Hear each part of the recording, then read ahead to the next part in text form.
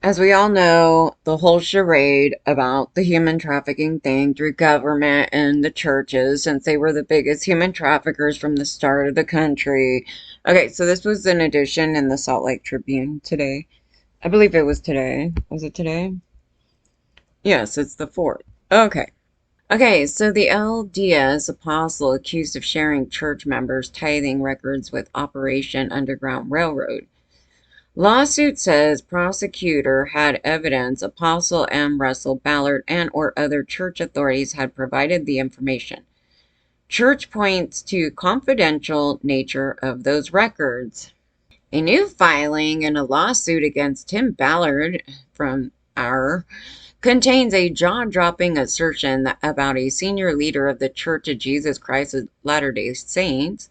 It alleges that Davis County Attorney Troy Rawlings told our attorneys he had evidence that senior apostle Russell Ballard and or other church authorities had provided the faith's tithing records to help the nonprofit anti-sex trafficking organization target large donors or wealthy Latter-day Saint congregations. The Utah-based faith declined to comment on the court filing, pointing instead to its general handbook, which emphasizes the confidential nature of such records. The amount of tithing and other offerings paid by a donor is confidential. The guidebook for all church leaders states, only the bishop and those who are authorized to handle or view these contributions should have had access to this information. It adds, leaders ensure that such data is not used for personal, political, or commercial purposes. They've all, they all been doing this kind of garbage. Okay, Rawlings also declined to comment. The latest court filing includes notes about conversations between Rawlings and our attorneys regarding the case. Dated February 14, 2023, the notes refer to a December 22 meeting between the two parties, filed Thursday evening by 5 women accusing our Tim Ballard, no relation to Apostle, of sexual misconduct. The amendment complaint reiterates a previous allegation that the 95-year-old apostle was, until recently, a business associate with anti-human trafficking activists, a claim it also traces back to Rawlings' speaker in December. Rawlings alleged that Elder M. Russell, Ballard's son-in-law, is involved in investing ours money. The lawsuit exhibit reads, Elder Ballard and or his family is benefiting from the investments. The district attorney and the church declined to comment on that as well. In the past, however, church spokesperson Doug Anderson told the Salt Lake Tribune that the apostle is not a key equity holder or silent partner and has no relationship with a Tim Ballard organization called Slave Stealers. In September, the church issued a scathing rebuke of Tim Ballard, saying that Russell Ballard, acting president of the Quorum of the 12 Apostles, and Tim Ballard, a fellow Latter-day Saint, had been friends at one point, but that the church leader severed ties with him many months ago. Once it became, yeah, and how long has this been going on? For like well over a decade, right? We're looking at that thing too. Just the overall government conduct in this, and his claims and things that he said in regards to working with the CIA and Homeland and things like that. And it was really funny that after I put those things up, like all of a sudden these sites implemented these programs that okay, they're not human. Yeah, basically the program is a sociopath because it doesn't understand the difference between an upset victim to actual hate speech, like what they're considering. But they can consider anything hate speech if it's like negative against a group of people who are being abusers, right? So we're talking about that type of stuff, and how the churches as a whole have a long history of being the human trafficker, promoting human trafficking, made it legal in California to human traffic children, which was crazy to read that. These are like old laws that were on books by white men, right? So that's who the country was in power, right? Because it wasn't women. We didn't even vote then. So women have to go along with the show. And so once it became clear Tim Ballard had betrayed their friendship through the unauthorized use of President Ballard's name for Tim Ballard's personal advantage and for activity regarded as morally unacceptable, the church said in a statement, President Ballard withdrew his association. So Tim has denied the accusations. Never in his life have I used his name to raise money to make some business deal. It never happened. So he also denied the accusations of sexual misconduct. And then Apostle Ballard recently reported that he is recuperating at home after being treated at a hospital for respiratory issues. Okay. So then it has a lot of the related stories to it. So, like, okay, Sean Ray's accused of intimidating critics, possible witness tampering on behalf of Tim Ballard. Utah AG Sean Ray's and Tim Ballard, a timeline of their decade-long relationship. Tim Ballard appears to believe in psychics and reincarnation. And here's what LDS Church teaches. I thought they, no, not reincarnation, but I believe that they, well, technically, I mean, if you want to think that you live forever and you come back or you, wherever you're going, not reincarnation in the fact that you would come back as a bug or some weird thing, yeah. And psychics. That's what I was saying. I go, that's so strange that they pulled psychics in because psychics generally, like the perspective from the church leaders and everybody else, they call them like messages from Satan. Okay, basically, they're just people that, you know, I was like, they're kind of garbage, right? But they're kind of like, you should just look at it as sort of a form of entertainment. I used to kind of like, I was like, what are they going to tell me? It's going to be so, you only want to hear something good, right? And then, you know, then they start telling you some horrible things and you're just like, okay, why'd I do this? And then even though you know it's not real, it's like, it's going to stick with you, dude. Yeah, I don't see the good purpose with psychics.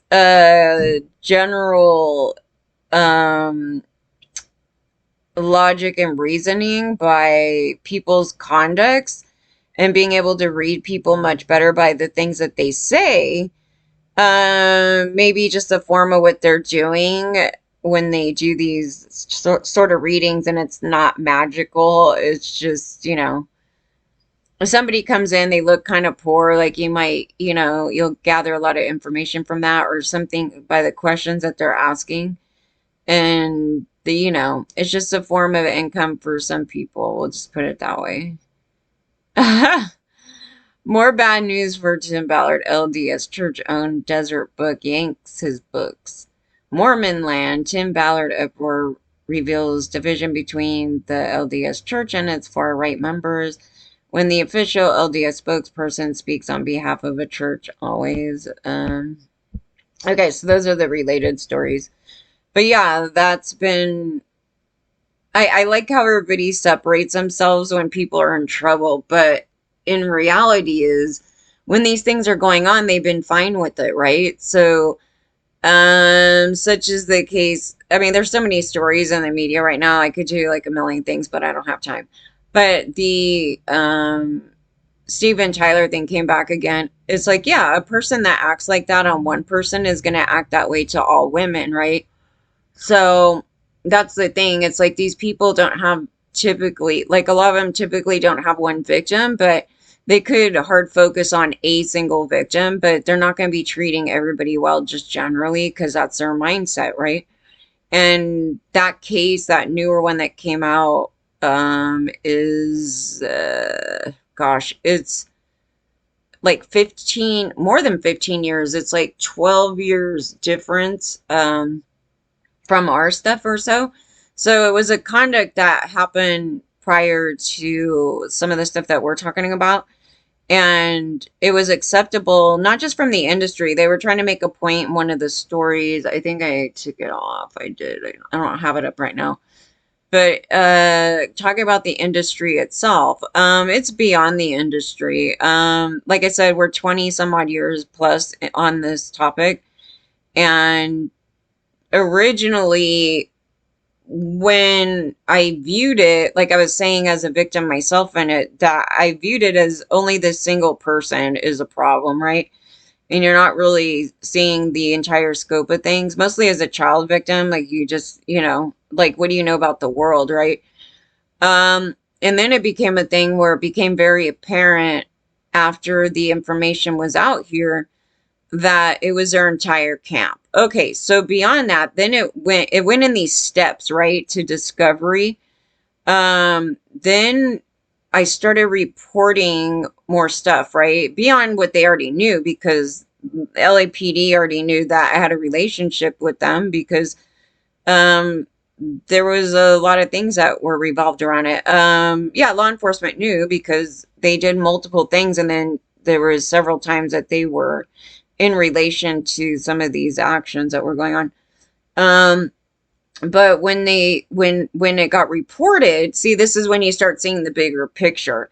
When there's a cover up from government and promotion of it by government, that's where the meat and the root of this is the problem, right? So government itself, because, like, for example, the church here could be raping all these kids and doing all these things, but it's the government that's allowing it and not coming in and busting people for it. Now, some years back, they had those, what are they called? They were more of the stem offs of the church, right? The more extremist people, where they had sects of, like, cults, right? These cults, and they still do these cults, and they sat back, government sat back and was like, oh, it's their religion, we can't target it, so we have to allow men to abuse women for the sake of their religion.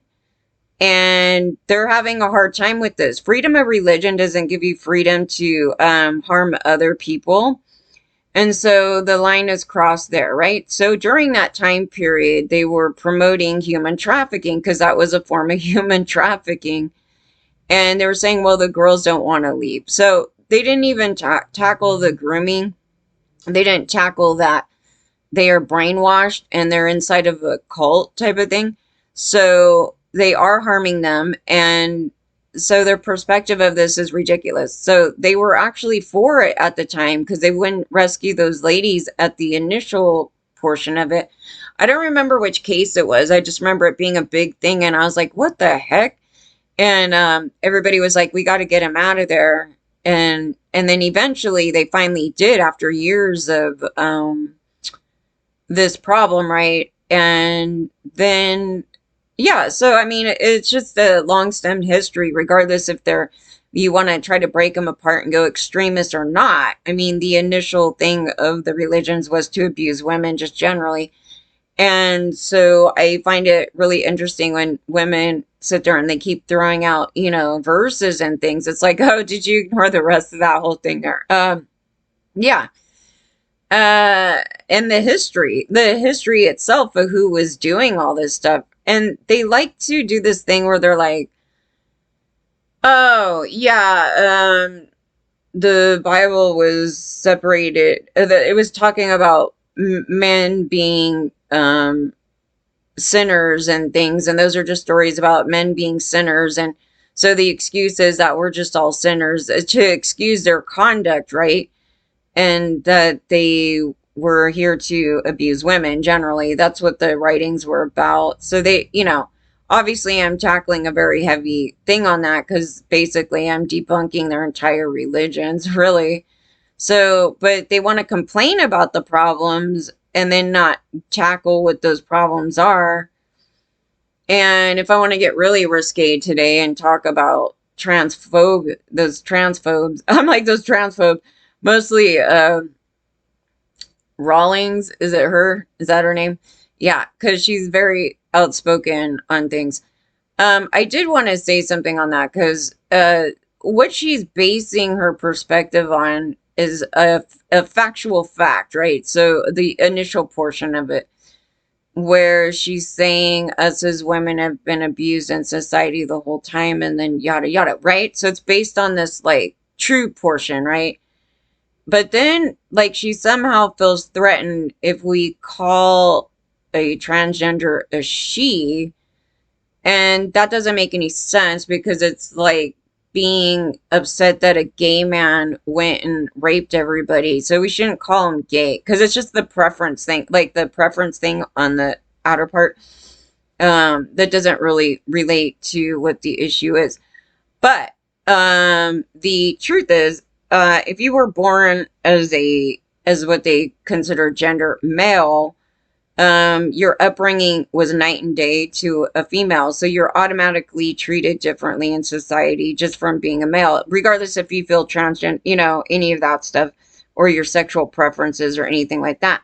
And so the portion of interest is the childhood portion, right, which you've been tackling for quite a while now, actually, and it's getting clear. It's getting extra clear what the issue is now, because I've been trying to focus in on that heavily, and that's the issue.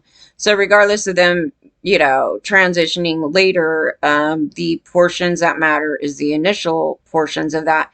So it really doesn't matter if we call them she, he, they, anything after the fact. Now, the abuses that they get is later. It isn't in the initial portions where I mean, they could have got abused by their parents or whatever, but the initial upbringing has to do with that because society as a whole treat men completely differently.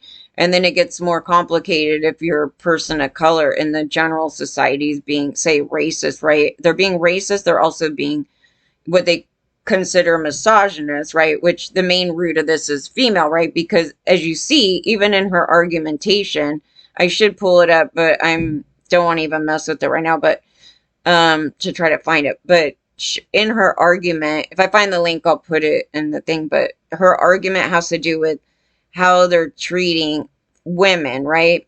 Generally, that's the root. That is definitely the root to this entire problem here of stuff. And yeah, so her perspective in part makes sense, but then it doesn't, right? So it's a little off kilter, and that's what makes her transphobe. I was like, but she has a point where she's making about how we're treated differently. Yeah, so then when they transition to female, because they're not really having this big outrage of females turning into male, right? Now I'm sure they have problems in real life with other men and all that, but it's all the same stuff, right? But their main outrage has to do with men transitioning into women. And so, that's that now they get treated as badly as we do at a later point. It's not when they're born because they don't really know where they're at in the world yet, right? So they're just treated as a typical straight white man, basically, or whatever, straight man, right? Now, the environment is very important in that because that's what will lead into this other conduct. So regardless if they're into the opposite gender, feel like a woman, feel like a man, regardless of any of that, those things are extraordinarily important to how they're going to come out. And so after the fact, it's just a matter of because they're transitioning into a woman, then they start getting treated like how we are in general, like as far as like it's terrible to be a woman. They get that whole treatment, right? And then you're a sinner, you're this and that, and then the abuses start up, right?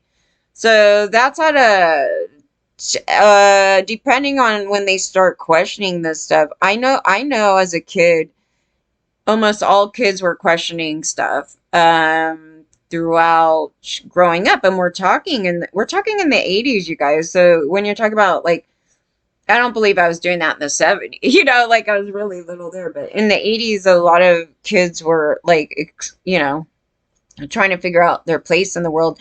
And I remember all of us had these like guy names, and I constantly had a guy named, she had a guy, my other friend had, what was her name? I don't know. We had these funny names, right? And that's what we felt. Now, we didn't feel like transitioning or anything like that, but somebody else might have, and they were going through this. That was always my point to that, is that it always existed. It wasn't a thing where it didn't exist and all of a sudden randomly it just existed now, and now this is a problem. It's always been a problem because of what I just said about the upbringing in that portion there, right? So, yeah, they don't want to tackle it because they don't want to tackle their religions, and they don't, like I said, they don't want to. And I do not have to be tolerant against people that are pro raping and abusing us. So that, I'm sorry, that's something that's not going to happen. And I don't care what platform wants to promote that kind of garbage. No, but I could deal with the Rawlings person because the there's a point to be had in that. Just to say that the birth portion there and their treatment just being a man. Yes, so the argument is starting there, right? Then it just goes into ways that it doesn't matter. Like, what does it matter that we call the machine now, and they're getting busted for, this other conduct. There's women that do this conduct as well, because otherwise, I was even making a point elsewhere that I was saying, I go, if women were not pro this conduct, generally in society, we would not have, Me Too would have been something that happened decades and decades ago, right? Because we're seeing several dynamics here, and there's women that are promoting this conduct, and they try to make excuses for it after the fact, like later when they're called out on something, right? When they're like, oh, I was a victim at the time, right? Mostly with like the Lady Gaga thing too, right? So I've been really big on that. I don't find that to be a good excuse, mostly when you're sitting there ignoring other people that are saying that they abuse them. But also deep inside that one was also racism, because inside that she was saying, I don't listen to people of color, women of color, to take them seriously, and I'm just going to ignore it. And then on top of it, to rub it in their faces. That's a different thing, you guys. That's a terrible person. Like, and using that as an excuse, and then everybody, because they love her music or whatever the thing is. I was a supporter of her. I don't know if you guys know that. I was not anti Lady Gaga or anything like that. I'm actually just talking about her fault of this particular topic. And yes, she might be a victim, but saying sorry doesn't really explain like your mentality towards that story. And then Miley did it too, and she's really young. It's hard to really start going pounding in on these like young, girls, because it has to do with their upbringing as well, the people around them. Like I said, everybody's like, who doesn't love Dolly? It's like, well, I got some critique for Dolly. It doesn't mean I hate Dolly, but I got some critique for Dolly here with the garbage that she spewed, because it's not true, right? And it's like, you okayed these other things. I remember when people were talking about her in this way, right? And so, yeah, and so then that causes them to get angry and start coming at me instead of actually looking at the problem and their own problem and protecting all their friends, right? I go, I really don't care what career these people have or what great song they did or what great work they did with something. If you are part of a major issue, and you're promoting it or empowering those people, it doesn't matter what the hell you've done before. To me, it doesn't. And it really shouldn't for anybody else. It's like saying, I know this guy's like murdering all these kids, but you know what? He does really great work in the church. And we're just going to ignore that. Yeah, so they've been doing this, and everybody's been doing it. A lot of people have been doing it, right? And so that's why I pulled up that other weird thing with Letterman. That was really strange, but that was his response to that type of conduct. It's like, shouldn't we all expect that, yeah, and then just brushed it off. And then, now, obviously, she was not for it. She was making a point, like, there was some bad things. And see, for me, if I heard that, I would have wanted to dig into it, but he didn't want to, because it would just kill his whole, like, bit there. After he was just gawking over her sexually for the first, like, 10 minutes of that. So, yeah, then it makes it uncomfortable, because he's just like, oh, look at you. Look at your body. Wow, did you show your family this, all this? And all of a sudden she starts talking about how these horrible things happen, or alluding to it.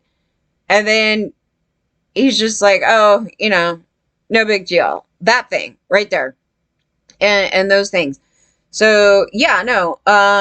So if you see some big powerhouse, a person with power that is being abusive, covering up for abusers, who cares what songs they did? Who cares what job they did? Who cares how much charity money they gave? Those are just things that anybody can do if they had the money to do it. And a lot of those people do it for tax reasons and to look good in society, when it doesn't really mean anything at the end of the day when you're an abuser on other people, and that's how they want to continue on. And it's them, but like I said, they try to make all these excuses for it. Government was never against human trafficking. I mean, that's ridiculous. That's absurd. I don't know how many laws are still on the book that's pro human trafficking. I don't know what happened to that 1850 law. There's a lot of laws that are still on the book that, some lawyer one day sits around and goes, let me take a look at that. Like, it happened when they were talking about, child marriages, right? Because it was so funny. I pulled up the story maybe in like 2017 or something, and I forgot about it. Like, I forgot that I did. I remember I was kind of touching on it, and I was like, is this even real? Like, is this going on? And then I was like, duh. Because I remember they kept trying to force, like, I don't know if I knew about the marriage part, but I knew that they would force them to want to get married. But I don't know anybody that did as a kid. And then they'd force them to have a kid, right? That was the other thing about it. But when I did the research, I was like, whoa, these titles in the media are crazy. So the media itself was fine with it. They're just like, minor women, unwed. Like, they were saying unwed as a way to, like, degrade you for not getting married as a child to some guy and they didn't look at it as rape either. That was another thing. There were so many things to it, and it was in my lifetime. So I was like, yeah, no, they're pro all that crap. But I was like, where's government? Like, oh, this rapist guy got this little kid pregnant, and now we're going to try to force them together. Now, that's biblical, right? These things are biblical, so you could pull it out of the Bible where they did that, right? So if a guy rapes you, then they force them to get married to him, right? So these things are very deeply ingrained in the majority of people, because at the time when we were getting raised, it was like 90% of the population, at least, in that time period, that were Christian, regardless if you're Mormon or anything else. They weren't really that much different, really, in my opinion, other than they have some other side thing that I was like, I don't know what that stuff is. They have a separate Book of Mormon thing. But not really. They could sit in a room and agree with each other on a lot of things. So, yeah, they want to get one religion specific that isn't outside the religious norm of America, because that's the majority of the population anyway. So where they're coming up with their ideas about morals and what to do, and the justice system has everything to do with the Bible. And so you need to remove those laws. So they should have never had pro rape your wife laws, which they still have, by the way, on book. Raping kids, forcing them to get married, and you should be able to marry a kid due to religion. That's disgusting. So yeah, those are still on the law books, and in different places and in weird ways. Yeah, that's what we're tackling. They don't like it at all. So yeah. Anyways, so that's the bullshit of the churches. So to sit there and say, like, they're upset that they got had or something. It's like, no, you guys been sitting in a room agreeing with each other the whole time and actually ignoring victims, right? Like, actual victims of these type of crimes in different which ways, right? Because the church here did human traffic children for the Mormon people, right? That's factual. That isn't a made up thing. That isn't a QAnon conspiracy. That isn't any of those things. I thought it was interesting that they pulled that up, because I was like, oh, through adoption thing, is that legit? And I had to go look, and sure enough, yeah. Just the presentation from these people, it's so hokey. It's such a different thing. It's night and day from when we're talking and those people talk. The way that they speak about things is so hokey, And there's always this like strange, beyond the hate towards women, always this like underlying racial thing to it, right? So why are they like focused on Haiti, you know? It's or Africa or something, when your own church was the guilty parties of human trafficking kids. And particularly when you go back into the history about the Native Americans, right? So that was crazy. Yeah, we didn't get that education in school. That is, it's if you're young and you're learning that now, it's good. It's a weird thing when you've been on planet Earth for decades and all of a sudden, like one day you like learn that and you're like, this went on. Yeah. So yeah, indeed. And there was a legal thing to do it. And they basically adopted the kids, sexually abused them, turned them into house slaves. And that wouldn't have been a problem for the general population anyways, because the way that they seen kids even growing up was, yeah, you need to do a lot of work. They're really into slave labor, right? So mostly child slave labor. Um, Not that I'm against kids working. I think it's amazing when some kids like, I'm like, they're like 16 or something. They're like, I want to get a job. They're just like, I want to be independent.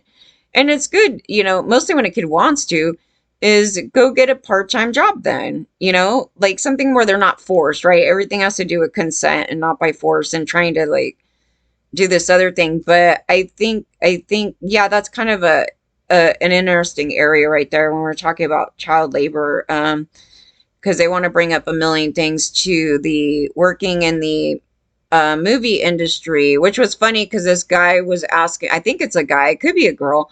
They were asking me a million questions working on the set of Buffy, and I was like, oh God. Um, yeah, and I was reminded how little of pay that we got. I think I got $40 for like the entire day, you guys. Like dead serious, because we're talking about the 90s, and they took out quite a bit of taxes, and then they had a base pay of like, I think I would ultimate, like you claimed like all these dependents or so. You did something weird. There was a way to do it that you get most of your money back anyway, and then the money that they held, they had to give back anyway at the end of the year. It was like this ridiculous thing. Otherwise, you would get like hardly nothing. I mean, you would literally get almost nothing. And they would have you work up to 8 hours, and then somehow, like, you were supposed to get like time and a half later if you went over those things.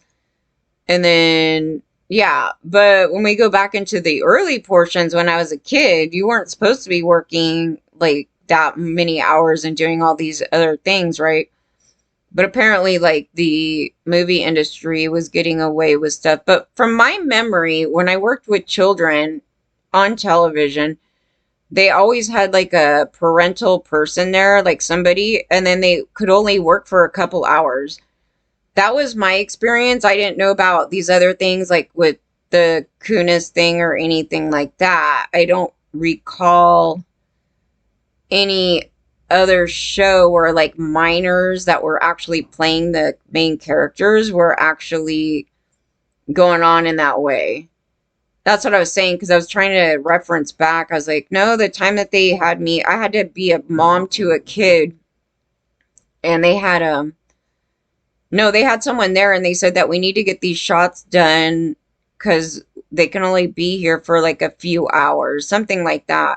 And that was like in 98, 99, I think. So, yeah. But anyways, without telling off into something else really weird. Yeah, but then I told them, I go, and then there was a human trafficking ring, and I was working with Harvey, and I didn't know it, and they used the lot. And I go, I don't understand what's going on with that. And it was something that should have been looked into. Because it was so weird, because when I did the set with Angelina, it was before she was like really, really huge and stuff. And I was kind of like, I don't know why, how funny, like at the time I was just like, oh, how funny they're using, our works parking lot, or this one place. And I was like, cool, I'll just park there, whatever. I don't know how many people did. Like, there was several. I don't remember the whole thing about it. But yeah, I parked there, and then I went back to the car there, And I said a whole bunch of people from the set went up into the job. And then they're like, what is it? They asked me because we went outside and I think everybody was smoking outside the building. And they asked me, they're like, what is that? I go, oh, it's this thing called this and blah, blah, blah. Because it's a cultural thing, from out of the country type of thing. So they were like, oh, okay. And then a whole bunch of people went up in there. They go, oh, yeah, those guys went up in there. And I saw them going up the stairs, like, there, because this one place you have to go up these stairs. And I didn't think twice about too much of that portion other than when this came out. And I realized, I was like, it's Harvey. Was he there? Like, I'm just asking all these questions because I didn't know who the guy was that I was standing by. And I was like, oh, that very well could have been Harvey, that was talking where I heard that other thing. And then he was with, it would have been with, that Jack guy that I was talking about, that AD that I had to work with. He worked on the Harvey set, but he also worked on Just Shoot Me, and he worked on End of Days with Arnold Schwarzenegger. And I was saying, like, everybody said that guy's such a jerk, right? I was like, yeah, he was. I didn't realize I had initially worked with him on one of my early things, which was Harvey, and I didn't know it was Harvey set, and he was the first initial AD that, you know, people were, they had some complaints about him. He didn't do anything sexual or anything. He was just, quite a jerk. That was kind of the thing about it. So I was like, I don't know what the hell he did. Now see, if I was going to question anybody in that Harvey thing, I would question those people right there. Cause there was a weird thing when I went on the Arnold thing after it. Cause I don't recall working with him prior. I worked with them after that. They picked me for some show, and apparently he was on that show too. And I go, that's a little weird. I don't remember that because it was kind of not that often that I'd run into all the same people, because most of the sets, like, they're different locations. Like, it'll be in downtown or location shots or different sets. You got the Radford thing, then you got Warner, and then you got just separate locations. They all have their own separate thing. Like, Buffy was towards I believe Culver City or something. It was somewhere else. It was kind of far away. Yeah, they had their own thing going on there, and there was some inner dynamics that were going on, that which they talked about, right?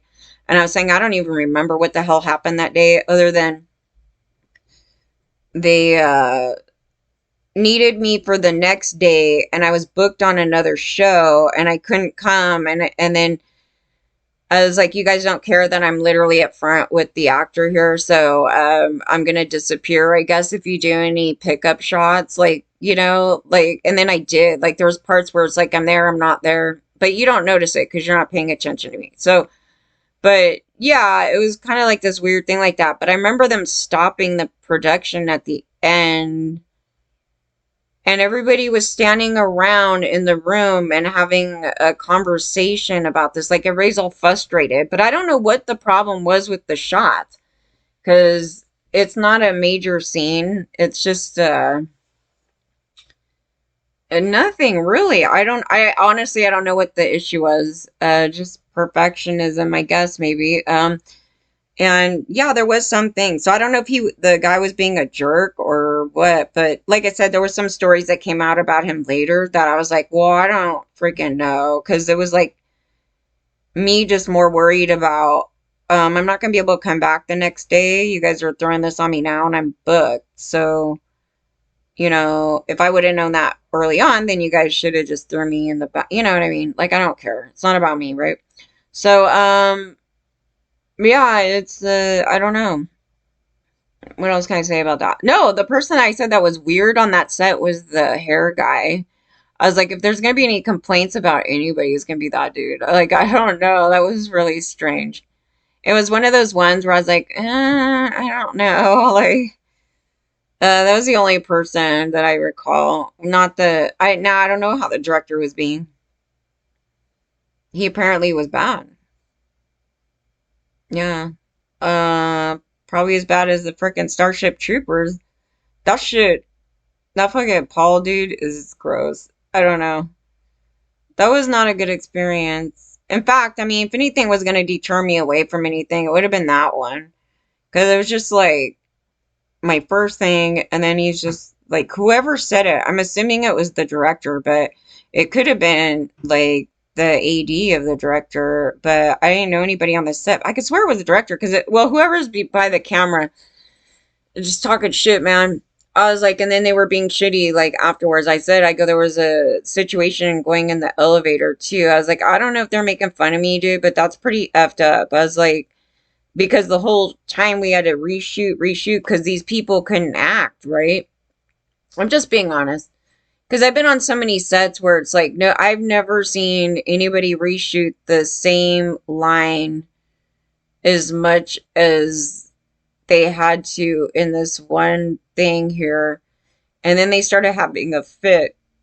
Oh, and I should mention on the parking lot thing, when I actually went and did some research on the parking lot thing of that production, on the Harvey thing, it looks like, to me, from the information I pulled up, that they were possibly renting that property. And the property itself wasn't theirs, so it came along with the business that they had on that lot. But I don't know if they own the building, because if they own the building, they have a question about the lot. I don't know if it's a thing where they, even if they own the building, that the lot itself is owned by somebody else, or it's because they sold off the bit. I don't think they sold off the business, but I don't know what happened here.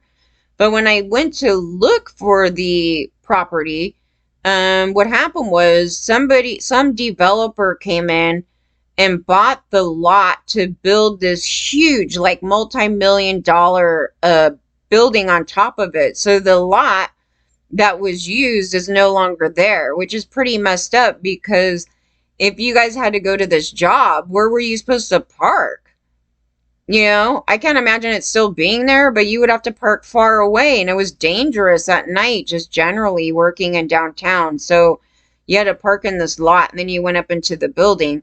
And then so now it's like not even there, but the building itself is. It's like everything's all torn down and new, and then there's this piece of crap building. That's where they ran their bullshit out of. And then, yeah, it was an interesting thing. So I'm not 1,000% sure how that agreement came about. I It would be a major problem for people at the job, or it could have just been that only a few of us parked there and then other people somewhere else. Like, I don't know the specifics on it. I just know that all of us went walking back towards our job place, and that's where some people parked. Now, there may have been another additional, I was trying to see what was there before, because I thought there was another place nearby, but no, there was another building right there. And I go, that's right, because I sat out there in the middle of the night one time for some other reason. But anyway, yeah, it was a interesting thing there. So I don't know. That's why I was like trying to look into that, because that's an addition to the Harvey story. So yeah, I'm not clear why. It could just be that because they were shooting right down the street right there, that they were looking for just the general parking places, but that's kind of a weird place to do it. I don't know. Because you were talking, how many years? 20 some odd. Yeah. It wasn't in question at the time, so I was like, yeah, but I do know those facts, that much. So yeah, and those people are shady as hell, and they went and they were living in Beverly Hills at the time, and then they moved elsewhere now. So yeah, yeah, so they're hanging with the people over there. So yeah, some questions to that, because they're the ones that sent me off to the other place. Not really my choice. They painted it out that this will be much better for you over here. Hee hee hee hee. Yeah, they're in a network right there. Yeah, they have business dealings, multiple people together. Yeah. And they're on Instagram, by the way. And they were reported a long time ago when they started up this human trafficking thing. They were reported initially in 2001. The extended information wasn't given till the decade later, right? When we found out there was so much stuff in this. So when they opened up the human trafficking hotline because of this Tim Ballard bullshit and what their fake crusade, right? I transferred that information, what they wanted to cover up at the labor board, over to them and gave them more information of the networking thing that was going on there. Yeah. So just being transparent. Yeah, I should be able to sue that. Like, what the hell is going on here? So there was 2 points of information, and it's backed up, by the way, it's backed up by the media. So the media was forthcoming in the information. However, when the media put it out, it was framed differently, right? The framing matters, okay? So if people are victims of a ring, they put it out like, oh, it's just a job and this is just what happens with them there. Kind of like that thing. But it's backed up by multiple media sources, such as LA Times being one, which I was so pissed off. I'm like, so when you wrote this story, LA Times, you thought it was totally legal and fine to do payola? I never heard of that, but okay, so you're saying that you guys paid some people under the table some money for advice, but they wrote it out like it was nothing. I'm like, that's a criminal activity. What type of advice were you getting? Right? So yeah, they wrote it out. They wrote the ring out to a T. And then there was women being interviewed saying that they were hiding in the offices there. And then the LAPD detective was explaining in the 1990 story, in the 1991 story, that they were aware that they were doing these things, but they didn't call it human trafficking, right? In 90, right? No. So I was not aware of this conduct going on with owners. The girls were not aware of that conduct. A lot of them were not aware of that conduct. And yeah, so it's backed up. So everything I said is backed up. So they could have easily, if you just did a general investigation on it, you would see, oh, okay, yeah, now we see it. You know what I mean? So it's not a thing where they didn't know. It's that they wanted to make it legal to rape women and against their will, right? Without any knowledge. And the lure was not anything to do with what you guys are thinking. It was actually, like I said, the ad actually said it was anti all this other stuff, right? And so when I went there, I said that initially it was as it said, and then it turned into, the longer you're in it, this other stuff. It's almost like going into Scientology, right? It's like the more you're in it, the more you know things, and they think, and actually, the more they think that you're involved in stuff, the longer you're in it. When in reality, it was me dodging a lot of the conduct, and so it was more about working around it because, as I was saying, the working on television only paid like 40 something for the day, right? You're talking about in the 90s, right? I mean, how much are you going to be able to pay, making only 40 something a day on that? I went from a job where I was getting paid $14 an hour, where they took out a fee, a kind of a finder's fee type of thing out of my wages because I got hired on through a temp service. And so I had a pretty high, I mean, considering at the time period that was a higher wage, because look at, they're not even matching that really today as a minimum wage. So at the time they did that. And then I ended up getting laid off, right? And then we ended up with this job, but it was claiming to make more than that job at 14 an hour in 93, 94, whenever that was. So yeah, you had to have several jobs. So I was saying when I worked on a television thing, I could work on it in the daytime. And if I was able to get off work early enough, then I would go to the other job. It was a job where you can come in whenever you wanted. like they ask that you work a minimum of 3 days, I recall. So then I could book, 4 days working on television. But sometimes I would work more than that. There was days that I worked 5, 6 days doing television, and if I got everything booked, back to back like that, that was a nightmare. Don't ever do that, because what happens is if you get booked, you don't know the start time, and if I'm working on something, it can go into 6 in the morning, and then like my start time for the next thing could be at 6 in the morning. That didn't happen, but I did have some really close calls of back to back where I could only get like 4 hours sleep, and then I had to be on another set. And they don't tell you till the last minute. They're like, okay, the call time is this, like after you're already booked, and you're like, okay, and then you have to go. And yeah, that was a nightmare. I would never, I don't even know how I even went on like that. Like every time I think about all the labor abuses and the amount of work I did, I should be like a millionaire by now. Um, yeah. And the abuse is just from being a worker like that.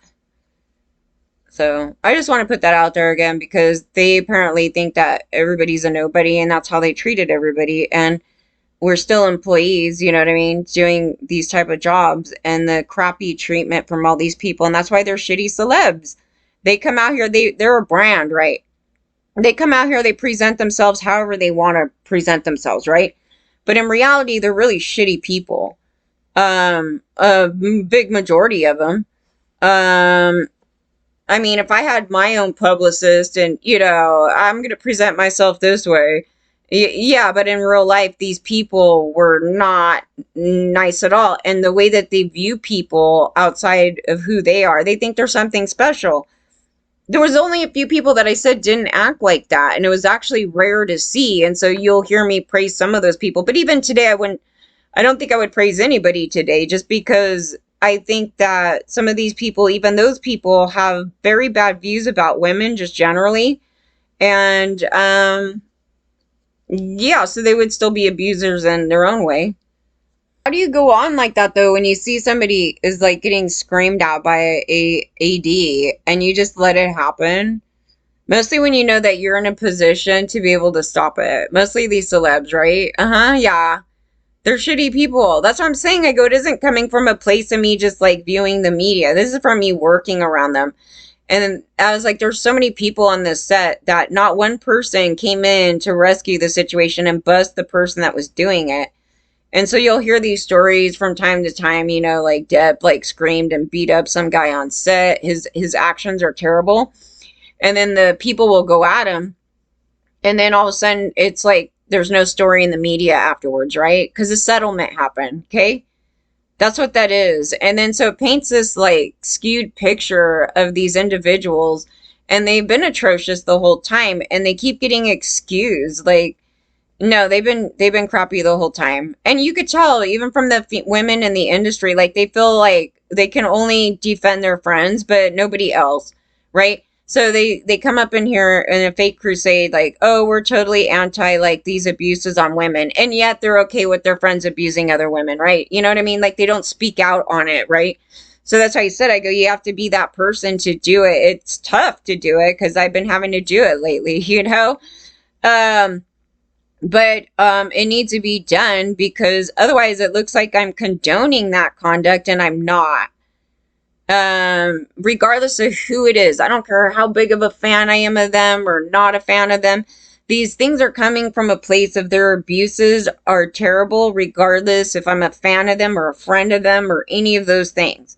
If you're a friend of somebody, who the hell would sit there and just be like, let my friend go and do all this crap? I'm not going to be hanging out with them.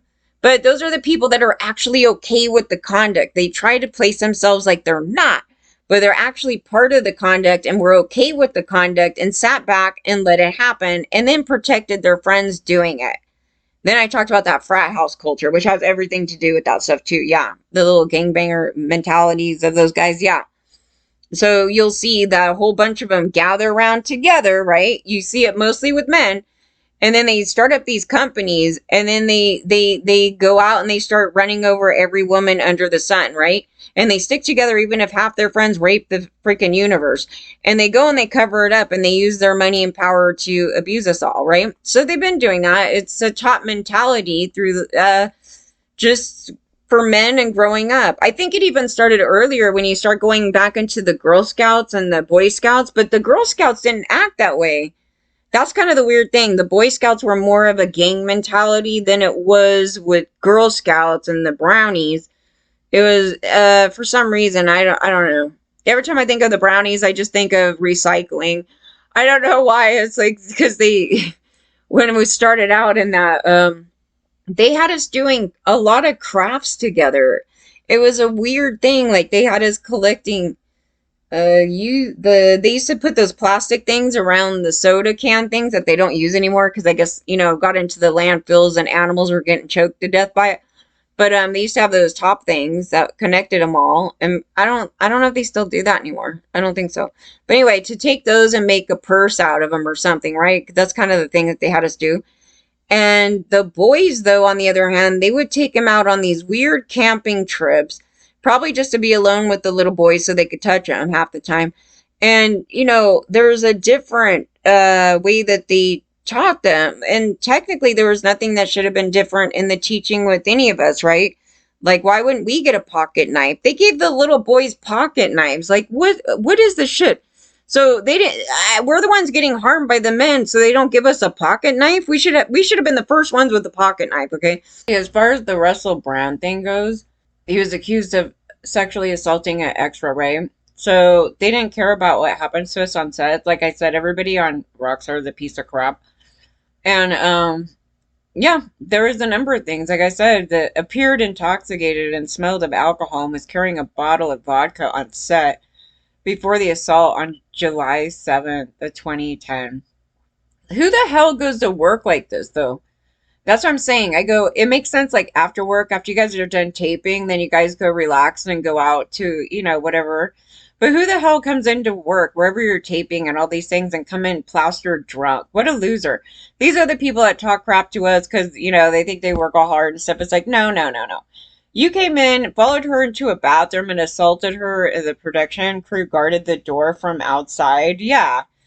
That's why I go, this is weird, because the incidents that I had, the damn production was tracking me down. Like, everywhere I went on that one set, I was like, they asked me if I wanted to go into this trailer with everybody else with the, that was union, right? Because they had a heater in there. And we were stuck in the cold because they didn't give a crap about us. So the working conditions were not great, right? And so they offered me if I wanted to go hang out with them in the private trailer. And there was a bunch of people in there. There was other workers there, right?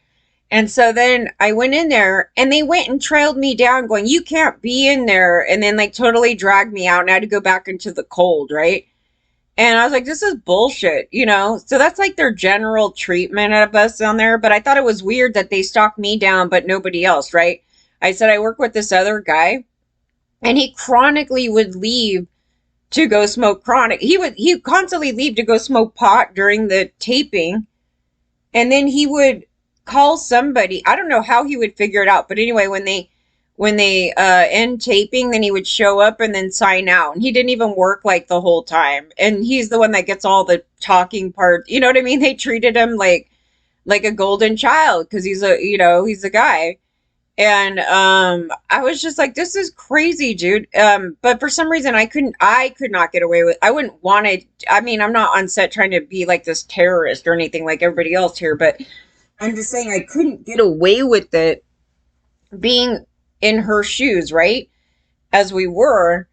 And then they let the actors do whatever because we're supposed to bow down to them, right? Oh, the film Arthur is a remake of the 1981 film starring Dudley Moore, and in the title co-wrote, okay, why did they remake a movie? I don't know. What the hell?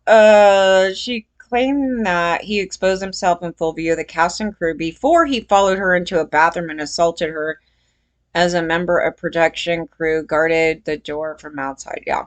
Hmm. Like I said, there was things where like there's ADs around and they just watch, and it's the ADs being a piece of crap, right? And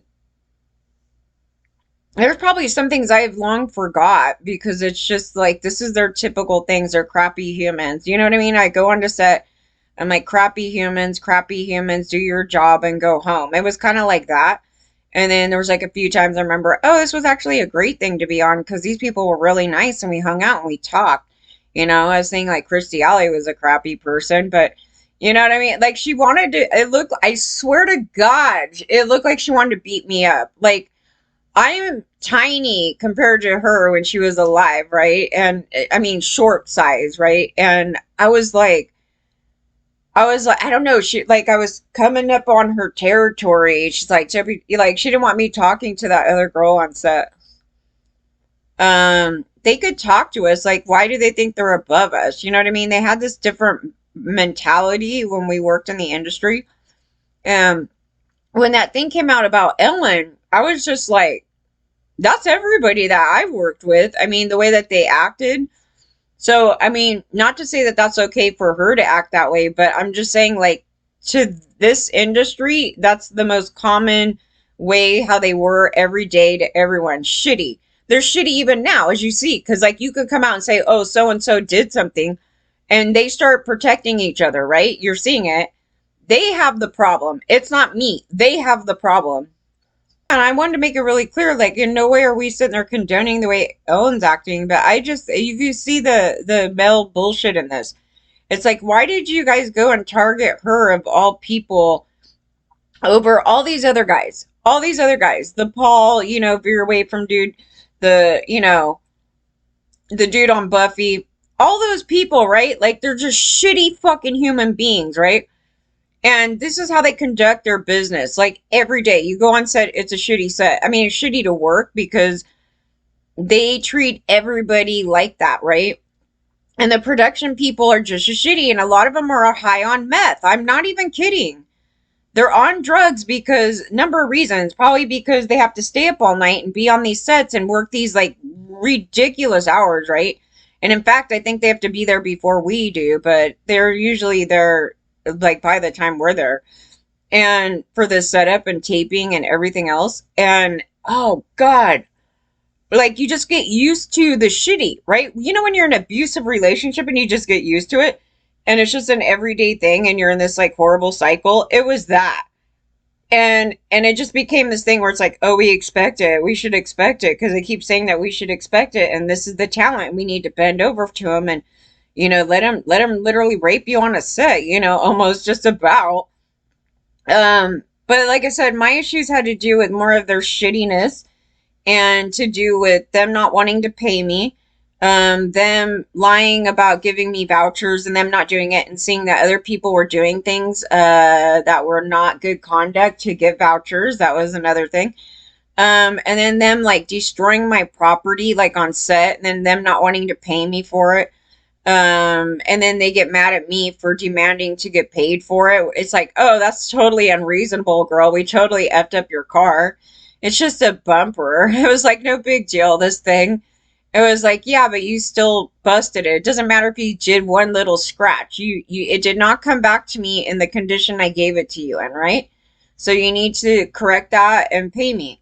And you guys have the money to do it. You have millions of dollars for your budget. So if you do an effed up thing, then you need to pay for it. It's just simple as that, right? So yeah, and then it makes you not want to go after them. Like it made people like not even want to confront these people and let them abuse them, right?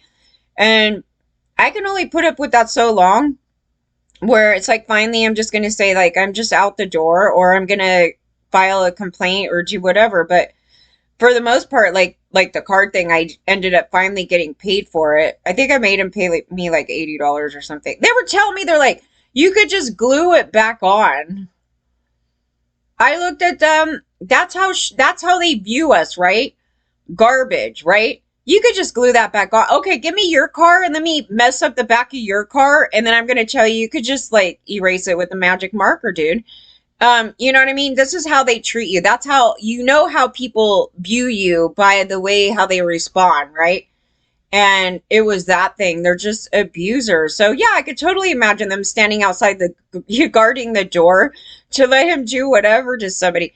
And these guys, because the industry is mostly ran by white men, they are a bunch of rapists. So this conduct was like nothing. Like I said, when I went in to do the audition for that Bobcat thing, they're just like randomly here, act like you're having an orgasm. I'm like, dude, what the hell? Like in the middle of the damn audition, and it's like, why do you need me to do that to get on a stupid TV show? I mean, are we going to be doing that on TV? I mean, I don't know. I don't recall them doing that on TV, but yeah.